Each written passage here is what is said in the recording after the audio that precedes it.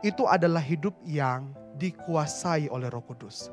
Selain kita waspada, ketika waspada melahirkan hidup yang akan menghargai kesempatan, tapi tanpa poin yang ketiga ini kita akan susah. Maka poin yang ketiga ini menjadi pelengkap dari dua poin yang tadi. Hidup yang dikuasai oleh Roh Kudus. Itu kita bisa lihat di ayat 17, 18, 19, dan 20. Kalau kita baca perikop kita hari ini, Paulus mengkontraskan hidup yang dipenuhi Roh Kudus dengan orang yang mabuk. Nah, pada zaman itu, di budaya waktu itu, orang itu minum anggur itu hal yang biasa. Makanya kita pernah baca perikop di Alkitab, ada anggur ya di pesta perkawinan, kira-kira begitu ya. Jadi minum anggur itu hal yang biasa, bahkan ada di dalam perayaan-perayaan orang-orang pada waktu itu.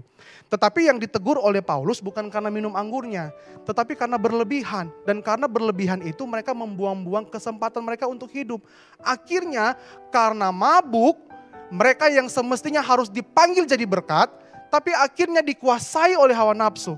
Dan hawa nafsu itu melahirkan kecemaran-kecemaran yang Paulus uraikan dari ayat 1.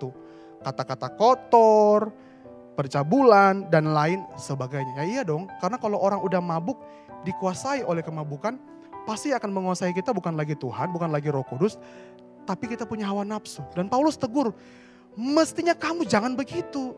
Kamu sekarang udah anak-anak terang, udah ditebus oleh Tuhan. Jangan lagi hidup kamu tuh dikuasai oleh hawa nafsu.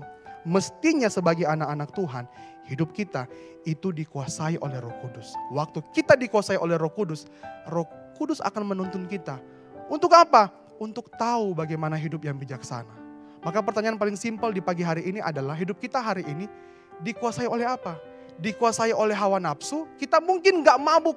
Kita mungkin gak mabuk, seperti perikop ini teguran Paulus. Kita mungkin gak mabuk. Tapi berapa banyak hidup kita hari ini masih dikuasai oleh hawa nafsu. Dikuasai oleh agenda pribadi, dikuasai oleh kepentingan kita. Dikuasai oleh banyak motivasi-motivasi yang tanpa sadar, itu gak baik. Atau dikuasai oleh ego-ego kita. Yang akhirnya menuntun kita untuk hidup di dalam hawa nafsu. Padahal mestinya sebagai anak-anak terang, hidup kita sudah ada Roh Kudus. Roh Kudus lah yang semestinya harus memimpin kita. Nah, perhatikan juga Bapak Ibu di bagian perikop ini ada kata dipenuhi, kira-kira begitu ya. Janganlah mabuk oleh anggur dan lain sebagainya, tetapi hendaklah kamu penuh dengan Roh. Kata penuh di ayat itu bisa berarti diisi. Nah, pertanyaan hari ini, apa yang paling banyak mengisi hidup kita? Kalau kita mau dikuasai oleh Roh Kudus, mestinya hidup kita hari ini harus paling banyak diisi oleh apa? Oleh firman Tuhan.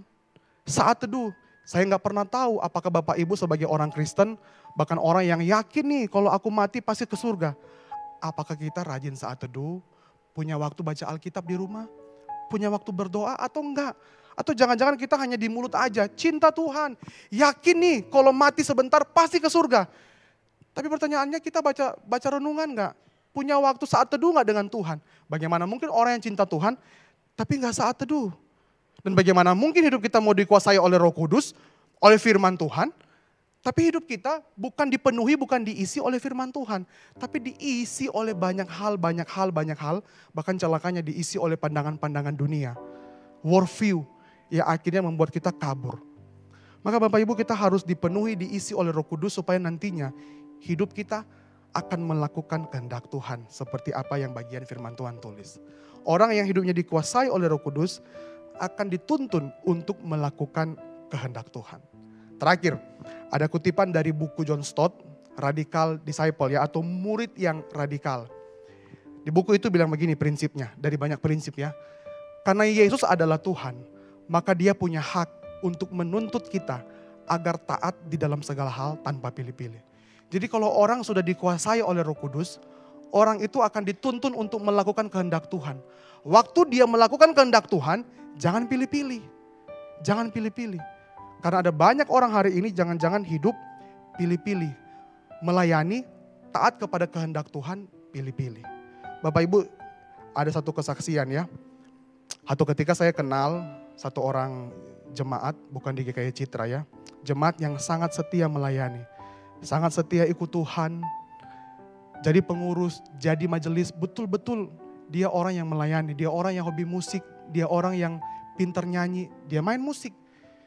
Dia ikut paduan suara, wah luar biasa lah. Kontribusi dia buat gereja luar biasa.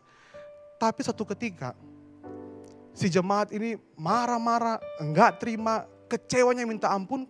Karena ternyata anaknya dipanggil Tuhan jadi hamba Tuhan. Mau masuk sekolah teologi, waduh betapa hancurnya hati jemaat ini, kira-kira gitu ya. Mungkin mau jadi hamba Tuhan ngapain, kira-kira gitu ya. Tetapi bisa jadi Tuhan panggil jemaat ini untuk taat kepada kehendak Tuhan lewat memberikan anaknya kepada Tuhan jadi hamba Tuhan. Iya dong. Karena bisa jadi hari ini kita melayani, kita taat kepada kehendak Tuhan itu pilih-pilih. Yang cocok dengan kita, yang enak dengan kita, yang kita suka. Oh karena kita pinter nyanyi ya kita ikut paduan suara. Jangan sampai begitu ya. Jangan sampai kita melayani taat kepada kehendak Tuhan karena cocok dengan kita. Tapi ketika Tuhan minta sesuatu yang mungkin saja harus bayar harga, mengorek harga diri kita nggak kasih. Itu berarti kita bukan orang yang sungguh-sungguh sebenarnya melayani Tuhan. Sebenarnya ada banyak contoh yang bisa saya jelaskan, tapi kira-kira itu contoh simple. Bisa jadi Tuhan mau panggil jemaat ini untuk melayani Tuhan dengan mendukung anaknya masuk sekolah teologi. Bisa jadi begitu. Bisa jadi itu yang paling Tuhan mau dibanding dibanding hal-hal yang lain. Maka hari ini kiranya firman Tuhan 3 poin yang tadi menolong kita untuk hidup dengan bijaksana, tapi yang terakhir, waktu kita hidup dengan bijaksana, mau taat kepada kehendak Tuhan, jangan pilih-pilih. Amin.